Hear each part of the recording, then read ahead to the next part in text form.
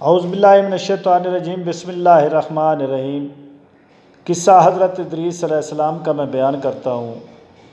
وجہ نام ادریس کی یہ ہے کہ پڑھانے کی کثرت کے سبب سے لقب آپ کا ادریس ہوا، اور علم نجوم آپ کے معجزات میں سے ہے۔ وہ زمین پر عبادت کرتے، ان کو فرشتے سب آسمان پر لے جاتے۔ اللہ تعالیٰ نے فرمایا وَاذْكُرْ فِي الْكِتَابِ ادریس اِنَّهُ کَانَ صدیقا نبیّا، اور یاد کر کتاب میں ادریس کو کہ وہ تھا سچا نبی۔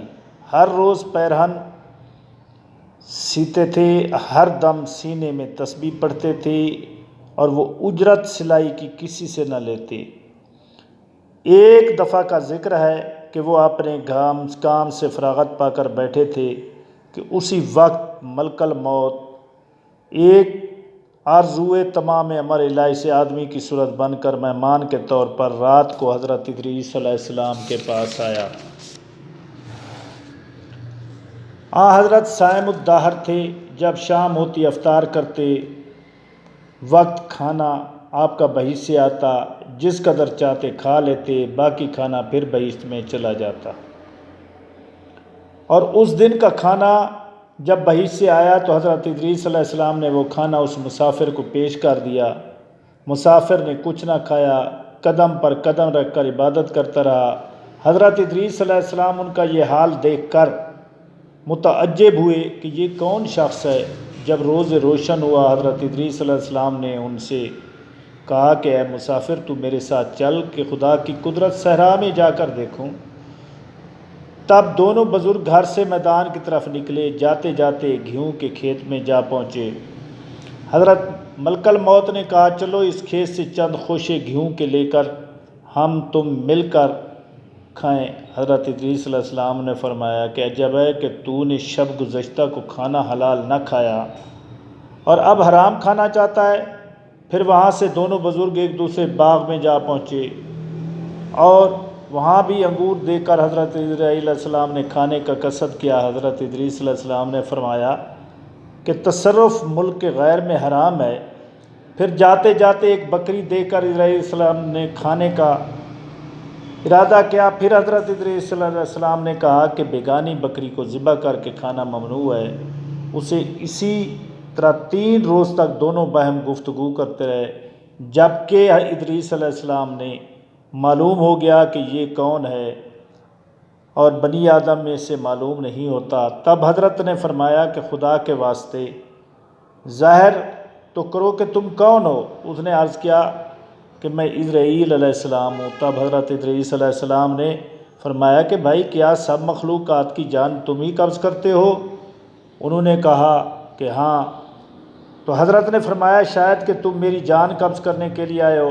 انہوں نے کہا کہ نہیں، میں تو تمہارے ساتھ خوش طبعی کرنے آیا ہوں۔ حضرت ادریس علیہ السلام نے کہا کہ آج 3 دن سے تو میرے ساتھ ہے، اس عرصے میں بھی تو نے کسی کی جان قبض کی ہے یا نہیں؟ تو انہوں نے فرمایا کہ فرشتے نے کہا کہ کل جان قبض کرنا ہمارے ہاتھ میں ایسا ہے جیسا کہ تمہارے دونوں ہاتھوں کے نیچے روٹی رکھی ہوئی ہے، یعنی جس کی اجل آتی ہے اللہ تعالیٰ کے حکم سے میں ہاتھ بڑھا کر اس کی جان قبض کر لیتا ہوں۔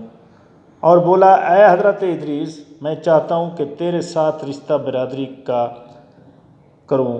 حضرت ادریس علیہ السلام نے فرمایا کہ میں تیرے ساتھ رشتہ برادری کا تب کروں گا کہ تلخی جان کی ایک بارگی تو مجھ کو چھکا دے تاکہ خوف اور عبرت مجھے زیادہ ہو، اور پھر عبادت اپنے خالق کی زیادہ کروں۔ ملک الموت نے کہا کہ بے رضائے الہی کسی کی جان قبض نہیں کر سکتا ہوں۔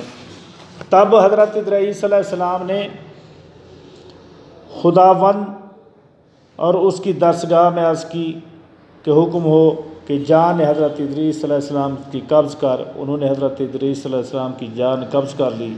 پھر ملک الموت نے خدا کی درگاہ میں دعا مانگی، پھر اللہ تعالیٰ نے ان کو زندہ کیا، اور حضرت ادریس علیہ السلام نے اٹھ کر ملک الموت کو اپنی گود میں لے لیا۔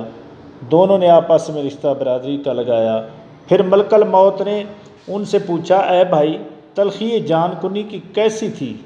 وہ بولے کہ جیسی کسی زندہ جانور کی کھال سر سے پاؤں تک کھینچی جاتی ہے۔ ملک الموت نے کہا اے بھائی قسم ہے رب العالمین کی، جیسا کہ میں نے تیرے ساتھ احسان کیا ہے ایسا کسی کے ساتھ نہیں کیا۔ حضرت ادریس علیہ السلام نے فرمایا اے بھائی مجھے دوزخ دیکھنے کا شوق ہے، تو مجھ کو اس کے دروازے تک لے چل تاکہ اس کے دیکھنے سے خوف الہی زیادہ ہو اور میں پھر عبادت اور زیادہ کروں، بندگی زیادہ کروں۔ تب ملک الموت نے خدا تعالیٰ کے حکم سے ان کو 7 طبق دوزخ کے دکھائے۔ پھر حضرت ادریس علیہ السلام بولے اے بھائی مجھ کو بہشت دیکھنے کی آرزو ہے کہ اسے دیکھ کر خوشی حاصل کروں گا اور عبادت زیادہ کروں گا۔ پھر ان کو بہشت کے دروازے پر لے جا کر انہوں نے بہشت کے منظر اپنی آنکھوں سے دیکھے، پھر کہنے لگے اے بھائی میں تلخی جان کنی کی چکھ چکا ہوں اور دوزخ بھی دیکھی ہے، مگر جگر میرا مارے پیاس کے جل گیا ہے۔ اجازت ہو تو بہشت میں جا کر ایک پیالہ جام کا پی لوں، تو وہاں سے ایک پیالہ جام کا پی لوں تاکہ میں زیادہ عبادت کر سکوں۔ پھر ان کی بہشت کے دروازے پر لے گیا۔ حضرت ادریس علیہ السلام واپس آنے کا عہد کیا میں واپس آ جاؤں، اور حکم الہی اپنی نالین درخت طوبہ کے نیچے چھوڑ کر بہشت میں داخل ہو گئے، کیونکہ عہد باہر آنے کا کیا تھا اور نالین کو بھی درخت طوبہ کے نیچے چھوڑ آئے تھے۔ بہشت سے باہر نکل کر اپنی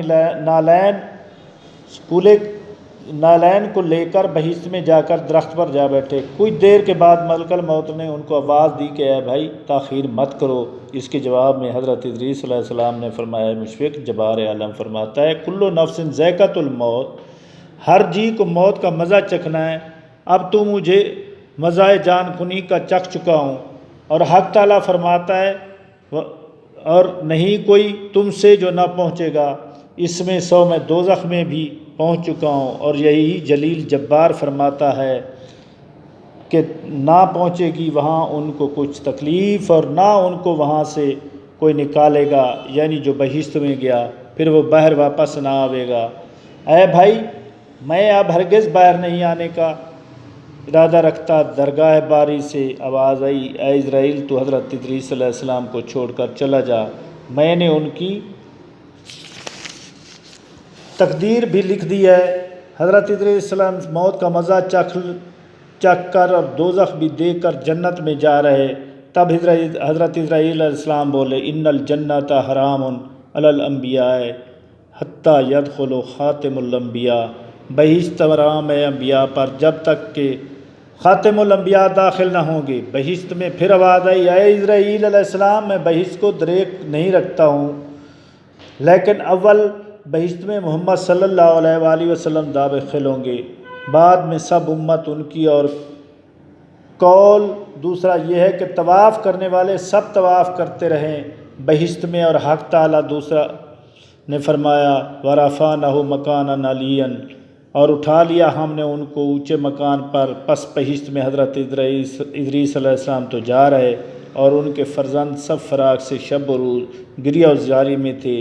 ایک روز ابلیس لعین نے ان کے پاس آیا اور کہا کہ تم مت رویا کرو، میں تمہارے باپ کی سی ایک صورت بنا دیتا ہوں، تم اس کو شب و روز دیکھا کرو اور پوجو، اس سے تمہارا سب درد دکھ غم جاتا رہے گا اور تم سب خوش رہو گے۔ ابلیس علیہ لعنہ نے ایک ایسی صورت بنائی اور ان کی شکل میں اس میں کوئی فرق نہ تھا، صرف اتنا ہی فرق تھا کہ یہ صورت بات نہ کرتی تھی اور وہ لوگ اس صورت کو پوجا کرتے تھے، یہاں تک کہ رفتہ رفتہ بت پرستی تمام عالم میں پھیل گئی۔ مشرق سے مغرب تک یہ رواج جاری رہا، کوئی آدمی اللہ تعالیٰ کو نہ جانتا تھا، علم و عمل ان میں مفقود تھا۔ بعد خدا تعالیٰ نے حضرت نوح علیہ السلام کو ان پر پیغمبر بنا کر بھیجا تاکہ ان کو راہ ہدایت کی بتا دیں۔ واللہ اعلم بالصواب، والسلام۔ اللہم صلی علی محمد وعلی